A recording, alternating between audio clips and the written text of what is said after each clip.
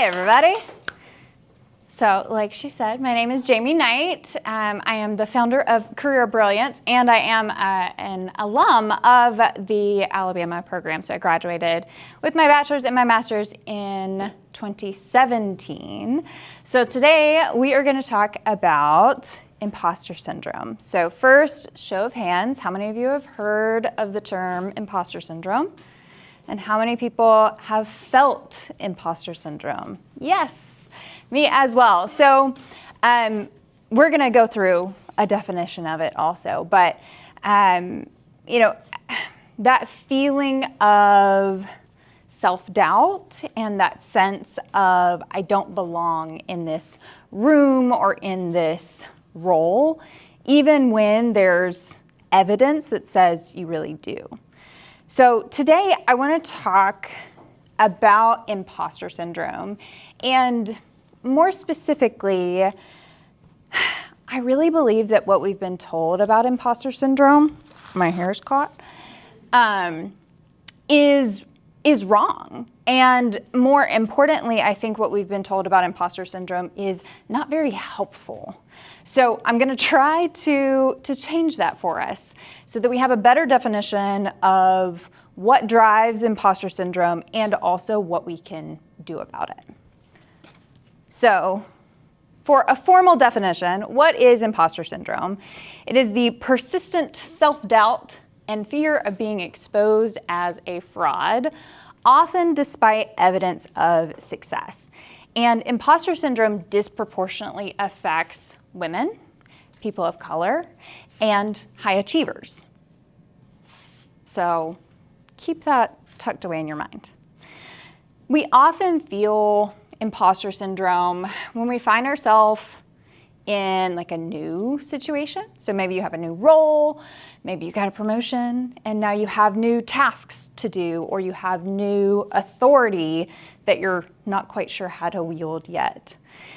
Or maybe you have an interview coming up and the role feels like a little bit of a stretch.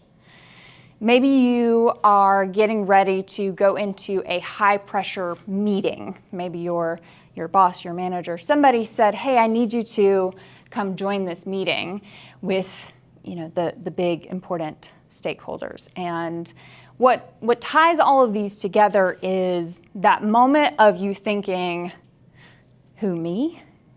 Who am I to be the person to now have this role, now have this responsibility, now be the one who's in the meeting, or to get this job?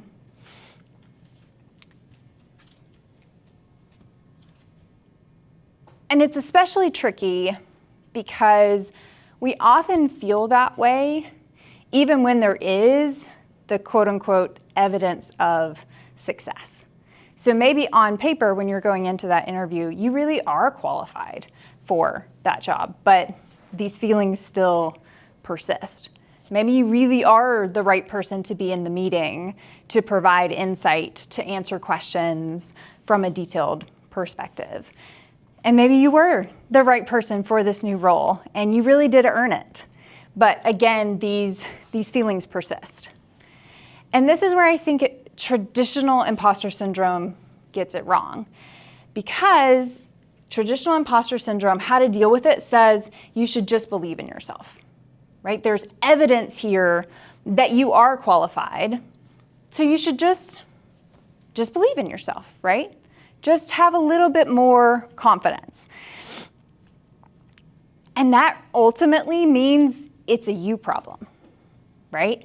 Because there's evidence out there, and the only reason that you don't feel that way is it's a you problem. You just don't believe in yourself enough. You're just not believing the success. You should have everything you need to feel really confident in this new role. And I don't like that. I don't like that at all.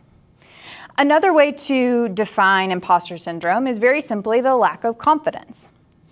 So effectively, for the traditional way of thinking about imposter syndrome and how to fix it is to just feel more confident. But that might ring kind of hollow, right? The idea of that blind kind of foundationless confidence doesn't feel good, right? Like if you are struggling with confidence in this new position where there's evidence that you should feel confident, you should feel empowered in this new role, in this new position, wherever you find yourself, it just kind of feels hollow, right? We don't want to fake it till we make it, because you've probably seen leaders or other people who appear very confident and they don't have a lot to back that up. And we're so afraid in a lot of cases to not become that, to not overdo it in terms of confidence, that we end up kind of underdoing it and underselling ourselves. So what I want you to consider is, what if imposter syndrome isn't a flaw to fix, but a set of signals to interpret? So to help us think through this, I want to share a couple of stories from my experience after graduation, shortly thereafter. Short water break. So my very first project right out of college, software development consulting. So landed on the ground and was hands-on keyboard writing code. It was an extremely technical project. I was using technologies I had never even heard of, let alone had any experience using. The architecture was so complicated. Like to this day, I'm still like, that was so complicated. Like it was just so hard. And I was also on a team of 20 people. So 20 people all using the same code base. So you can imagine how many, merge conflicts and, oh, you broke my stuff, and it was quite a lot. And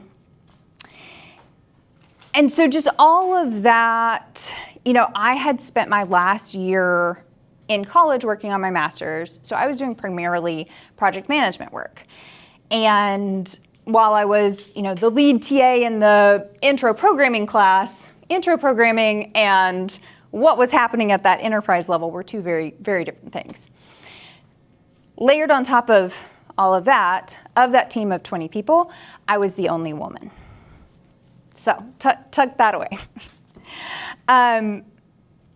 Again, as we think back to that definition, there was the evidence of success. I had gone through the same interview process that everybody else had.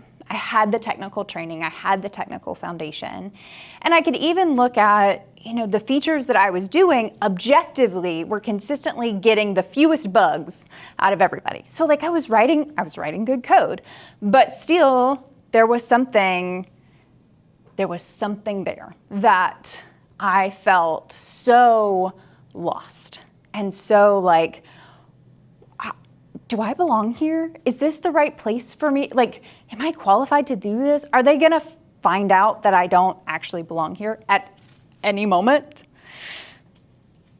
So that's the first experience. The second one was a few years later, I became a manager. So it was 2.5 years after I graduated, which for just kind of general reference, most people don't make manager until 5 to 8 years after graduation, after they have that much experience. So it was already quite a stretch.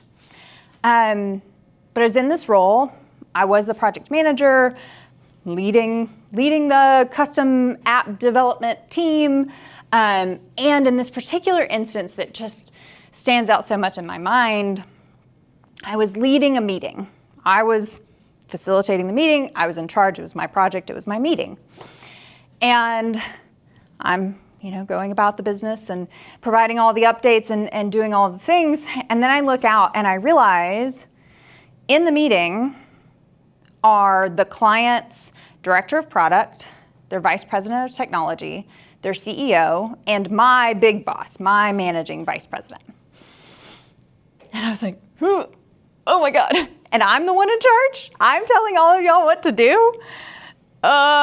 Okay. Cool. And again, all of them were men. And in this case, all of them probably had been working as long as I had been alive. Like, they had so much more experience than I did. But again, the evidence was there of I was doing a great job. I got hired for this role. I was running the meeting very effectively. I had run many, many meetings very effectively before this moment. So I bring that up to say that the traditional definition and the traditional advice for imposter syndrome of just believe in yourself did not actually help me in either of those situations. Just believe in yourself, just be more confident, did not get me to the other side of that, where I actually did feel more confident and I actually did feel like I belonged and no longer felt like a fraud. So I want to share with you what I did and then what I have gone on to coach and mentor a lot of other people through that journey. So if we believe, as I do, that confidence really is maybe the opposite of imposter syndrome, or at least it's the antidote to imposter syndrome. The good news is that confidence isn't a mood, it's a structure.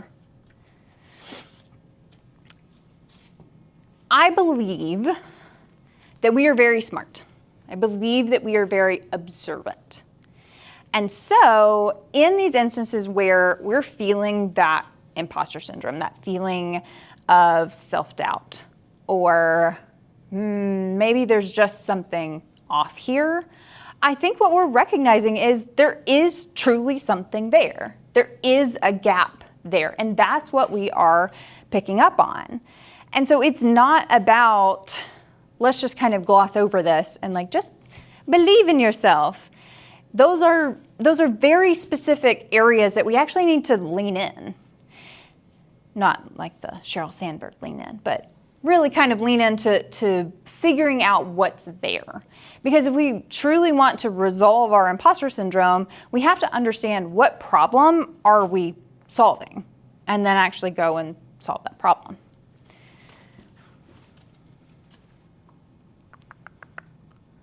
Okay, I think there are 3 gaps. The first gap is you don't feel ready, you don't feel confident because you actually don't know enough yet. You have not properly prepared. That's gap 1. The second one is you feel like you don't belong because you don't feel safe or included in the environment that you're in. And the third one is you feel like a fraud because you have the knowledge and the belonging, but you still don't fully trust your ability to handle it when things go wrong. So let's talk about these. All right, so the preparation gap and deriving our confidence from competence. So sometimes we feel that sense of imposter syndrome because we actually aren't ready yet, haven't done the preparation work, haven't established mastery of the content that we're really supposed to speak to. So if you're going into an interview and you're feeling uncertain, do you know your stories? Do you know your qualifications? Do you know why you are the perfect fit for this role? If not, we have a gap.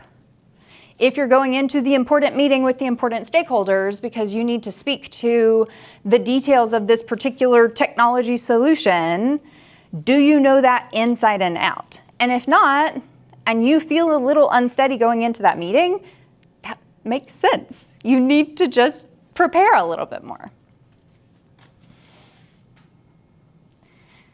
Confidence without the foundation of knowledge is arrogance. So if we're worried about overdoing it, of coming across as arrogant, make sure you have your foundation of knowledge. You gotta know your stuff. So, building our foundation of knowledge. This is what we're gonna do about this gap. This foundation gives you confidence because you know what you're talking about, and other people will agree with you and they will appreciate your input because they trust that you are the expert. So going back to my examples, for that very first project that I landed on, I did not have the foundation of knowledge. I did not have mastery of the technology or the architecture. And that is one of the reasons why I felt so uncertain and so unsteady. And so I reached out to the experts on our team and I said, will you please sit down with me? Let's get on a whiteboard. I want to understand this architecture. I want to understand the inputs and the outputs. I need to have a broader understanding of what's going on here so that I know where I fit and I know that my contribution is valuable. With the meeting in my project manager role, I actually did have this. I felt really, really solid here. I knew that project inside and out. We had different work streams. I knew all of those statuses and could speak to them easily. I knew what risks and issues we had and could just very, very easily speak to what we were doing to mitigate it. And I knew how to run a meeting. I had done that enough times that I had that skill set down. And so this was not a gap in that example. All right, so the second gap, the belonging gap. This is, okay, I lost my notes. Okay, cool. Belonging gap, so safety through community. I firmly believe that it is no accident that imposter syndrome disproportionately affects women, people of color, and people who have not historically been in positions of power. I don't think that's an accident, because when you are the first, when you are the only, when you are one of a few, our brains are biologically hardwired to identify that and register that as a threat of safety, because we evolved in groups. And if we perceive something that is a threat to us not being part of that group, that's going to be a major red flag for us on our nice, lizard brains. So it is very possible that you are feeling this because you are recognizing this. Inversely, when we do feel that sense of belonging, that gives us much more of that stable and grounded feeling. Yeah? I wanted to touch on when you said that sometimes it can be perceived as a threat. Mm-hmm. Because sometimes it really can, but not just from your perspective, but from other people. They can, make you out to be like, they can make you out to be something that you are not simply because of. Absolutely, and that is a fabulous contribution and a massive topic. I think imposter syndrome, when we are talking specifically about this, that's everything that's happening internally. That is absolutely an external situation, right? So that's like we need to get managers involved, we need to get HR involved. I mean, I think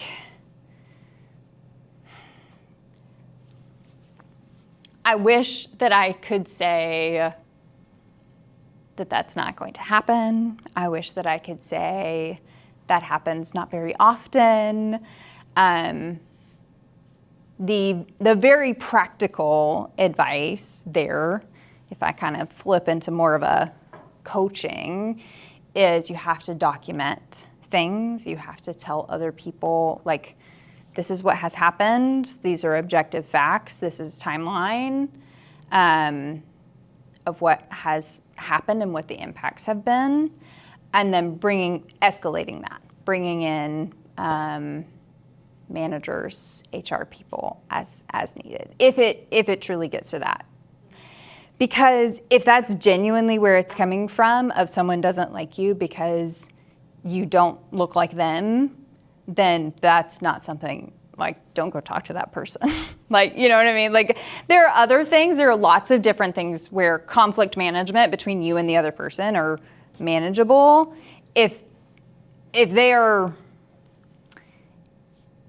actions are impacting your career and it is fully a result of they don't like the way that you look, that is a much broader conversation. Does that answer your question? Yeah. Okay. I was about to follow up with you. Okay. How would you navigate something like that? Yeah, so it goes back, and I have spent my fair share of time talking to my equivalent of HR. So I'll give you a short answer. Let's get through the talk, and then I'm happy to have a more in-depth conversation if you're curious. But it is very much in order to have something happen in that case. So the other person would need to be removed from your working environment, be fired altogether. In order to get to that level, there has to be a very well-documented history of this is what they did, this is what the impact was, this is why I believe it is racially motivated, gender motivated, religion motivated, whatever, and then don't do that on your own, right? Whether that's a mentor, whether that's a manager, and then eventually bringing in someone from a organizational perspective to escalate that further. Cool? Yeah. Okay. It's a hard question. It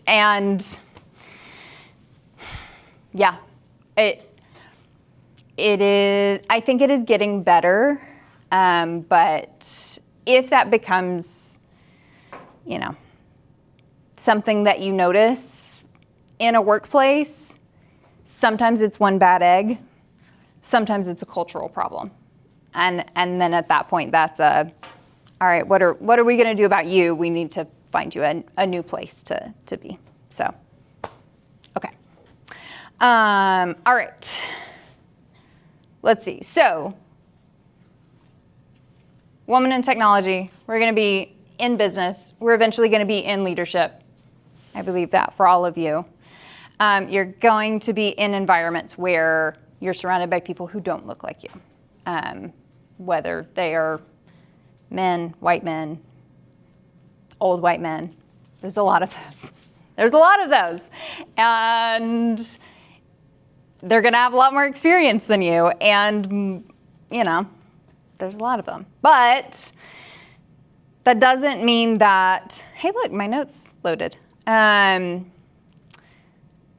That doesn't mean that, you don't still have an important contribution to make. If anything, that means it's more important. And I think, okay, so this is what I think I talked about it. But again, it is very normal. It is expected if you were in an environment where people are different from you, for you to notice that and for that to then trigger that sense of maybe I don't belong here, right? So again, that's one of my main gripes with imposter syndrome is it really does ignore that element of, oh, you don't feel like you belong, but trust us, you do. And it's like, no, really, these people are different from me. And I think that that's valid to see and acknowledge, but then we do still want to move forward, right? We do want to work to build relationships with the people who are around us. We want to trust that they are invested in us and our success, and we can then trust them. We become invested in them and in their success. So really what to do about it here is prioritizing getting to know other people as real people and focusing on the ways that you are similar.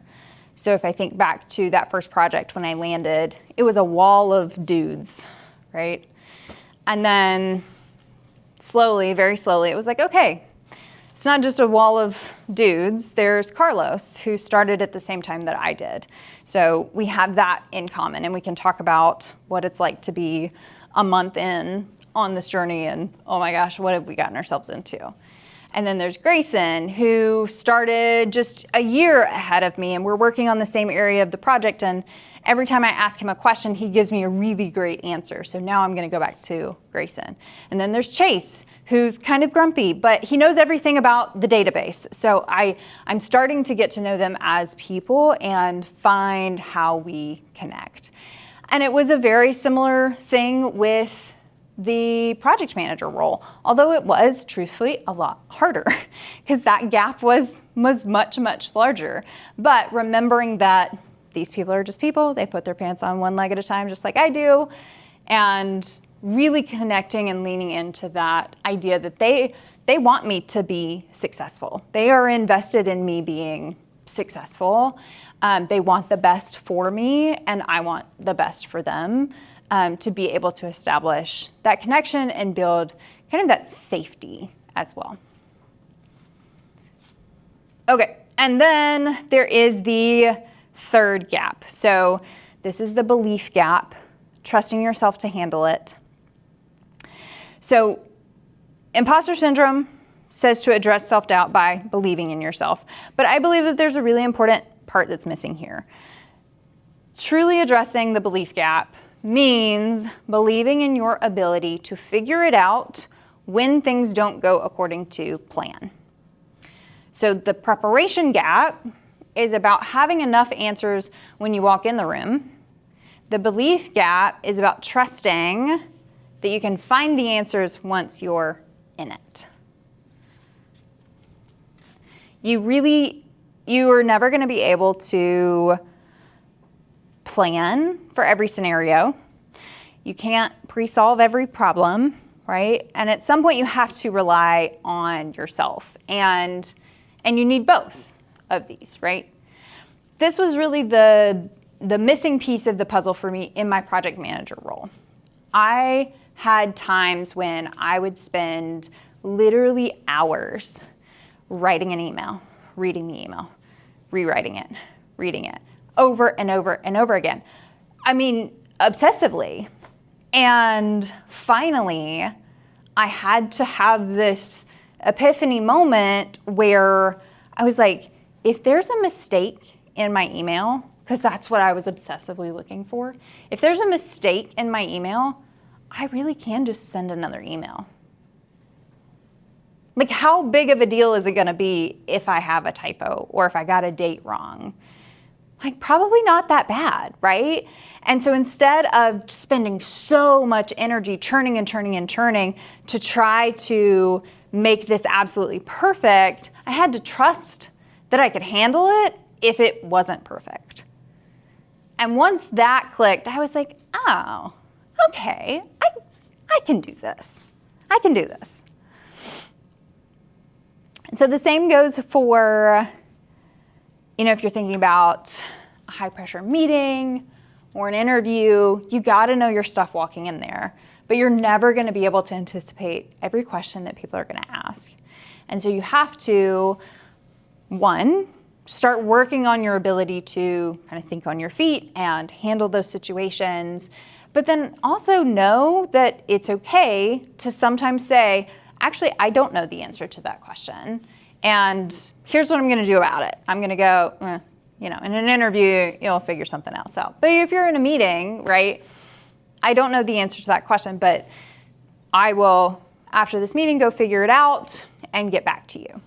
That's fine, right? That is demonstrating that you have a belief in yourself to handle that situation and resolve it and ultimately get that successful outcome. Now, you don't want to answer every question with, I don't know, I'll get back to you, because then we're back to the preparation gap. So this one, it really sounds like if I make a mistake, it's not the end of the world. If I don't know something, I can figure it out. And if things change, I can adapt. This goes hand in hand with perfectionism. And we can't talk about this without talking about perfectionism. So when we don't fully trust ourselves to handle it when things go wrong, we try to make sure that things never go wrong. So this was me in my emails, right? Over-preparing, overthinking, over-editing, or not doing anything at all, right? Trying to create that safety through control. But true confidence is really not about preventing mistakes. It's knowing that you're going to be okay when you do make one. Because that is part of life, and that is part of being a professional. Mistakes are inevitable, and so it is a matter of being able to handle that mistake and figure out what comes next, and then learn from that mistake. All right. My last little pro tip here for this third gap. So I was here at the AIS conference in March. I was on the panel for Women in Technology. And somebody said this, and I loved it immediately and have tried to tell every single person that I have come across since then about this. So when you need an extra boost of that belief, of that confidence, remember that someone else put you in that position, right? They invited you to the meeting, they advocated for your promotion, they hired you, whatever it is. That person believes in you and your ability to make a valuable contribution, and you can just kind of borrow some of that confidence from them. You can borrow some of that belief from them because they really did see something in you that made them want to put you in that position. 10% of the time, maybe less, in your career, will someone do something like this, bring you into a meeting, give you a job? They're not going to give you a job. Bring you into a meeting or something like that just out of sheer goodwill, just because they like you. If they're doing that, they think that it's a savvy business decision to do that. They really do believe that you are there and you are going to add value. And sometimes borrowing that from them can be the little cherry on top of what you need. All right, so recapping your antidote to imposter syndrome: preparation creates competence, belonging creates safety, belief creates resilience, and all together that creates confidence. So the next time that you feel a trickle of imposter syndrome, I want you to pause and ask, what gaps am I noticing? And therefore, what do I need to do about it? What piece is missing? Do I need more knowledge? Do I need more connection? Do I need more trust? Because imposter syndrome is not a flaw, it's information. And I think it's really, really important, especially for this group of people. We need you. Truly. Your ideas, your experiences, your perspectives. We need you to be confident enough to make the contribution that only you can make. And so we need you to not keep yourself small because of imposter syndrome. So we need you to do your preparation, build your belonging, and strengthen your self-belief. Exactly as you are becoming. All right, and as I wrap up, I just want to tell you a little bit about Career Brilliance, my platform and the community that I have built. It's a platform that really exists to fast track your path to leadership and help you enjoy your workday more. So all sorts of tools and frameworks and mentoring specifically for early career professionals, of which all of you are. So right now there is a mini course that is available, Resume Rewrite Blueprint. So you can go grab that 30-minute mini course that teaches you how to transform your resume into a resume that you can be very proud of using ChatGPT the right way. And then coming soon, we have an interview prep also mini course, a career kit, and then a career compass kit as well, which is more about how do you think about what you want for your career, how your values in life show up, your values in your career. So you can find everything careerbrilliance.co. You can also join my weekly email coaching series there, so you get little bite-sized coaching topics every week, and then Instagram and YouTube as well. So yeah, I'd love to stay connected with you. And there we go. And I have a tiny little one-page reference guide from the topics that we talked about today, so you can go grab that. Okay. I know y'all aren't taking pictures of me, but questions, thoughts, reflections. Rotten tomatoes being thrown. Yeah. Hi, I'm Maya. Hello. I'm a capstone student, so Great. graduating December. Yes. I thought the points that you made were really great, and I was kind of wondering just how you broke that down. Like, how were you able to figure out what exactly those gaps were? Gosh, one, reverse engineering from my own experience and from what I have heard from other people. But then I also, I really like to look at what is this agreed upon definition and what are its constituent parts, right? Like it's intro programming all over again. Let's take the problem and decompose it and then address them one by one.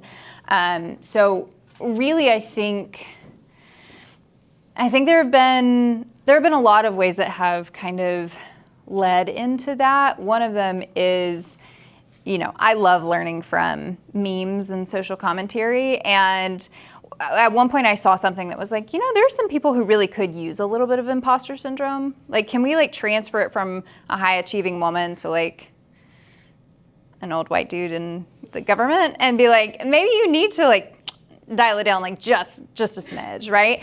And that really was, of course it's funny. But then it's like, oh, you know what, actually, what is it that rubs me the wrong way about people who come across as confident, but actually don't have that foundation? And it's like, oh, you don't have the foundation of knowledge. And for myself, again, the times when I have been like, oh, I'm feeling imposter syndrome, I was really like, are you feeling imposter syndrome, or are you just actually not prepared for this?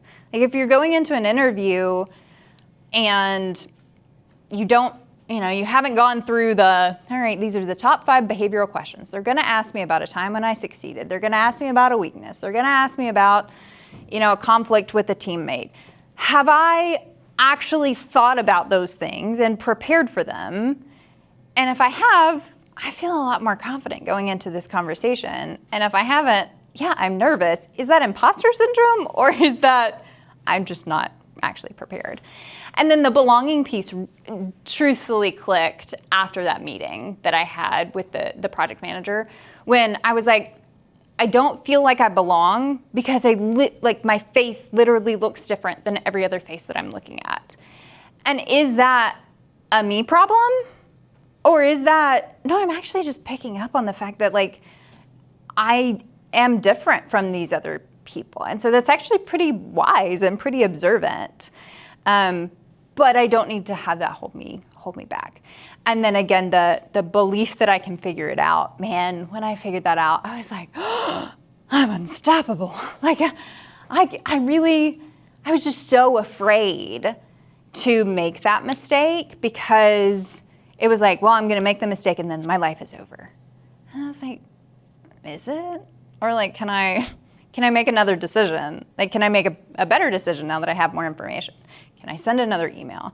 Can I ask for help, right? There's so many routes to success, and believing in my ability to solve the problem just really unlocked something special. So, yeah. Really good answer. I like that. Thank you. This is an excellent question. Thank you. Anything else? I have a question. Yeah, absolutely. I'm Chris. I am a PhD student. I Great. just joined it. Yeah. And I would like to hear from you. What is your suggestion on how to help a friend that is feeling imposter syndrome? Yeah, such a good question. And I think you probably did the number one thing that I would suggest that's above and beyond this, which is you provided that community to her and that belonging. Because mostly what we talked about here is within the context of, your work environment. But oh my gosh, when I was able to connect with other women who were also in technology and hear stories from them, it really did help me find that sense of belonging there too, because they're experiencing these things too. And so it's not a me problem. I think that's one of my biggest, I guess, paradigm shifts is so much of this we've been told is an us problem, and it's a me problem, when really it's a systemic problem. And so if you can see, oh, there's someone else who is feeling the same way that I'm feeling, or is not feeling how I'm feeling, and there's a light at the end of the tunnel, and how did you get there, and providing that the community that way and the belonging that way, I think is really, really important.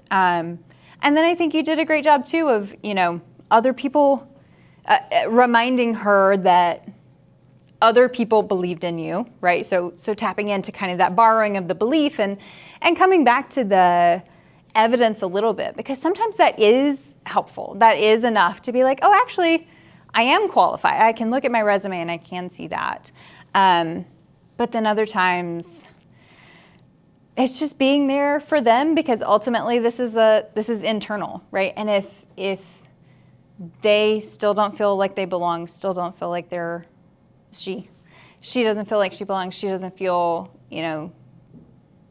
prepared, which I don't know if that's what it was, but just that belief that everything's going to work out, that's tough.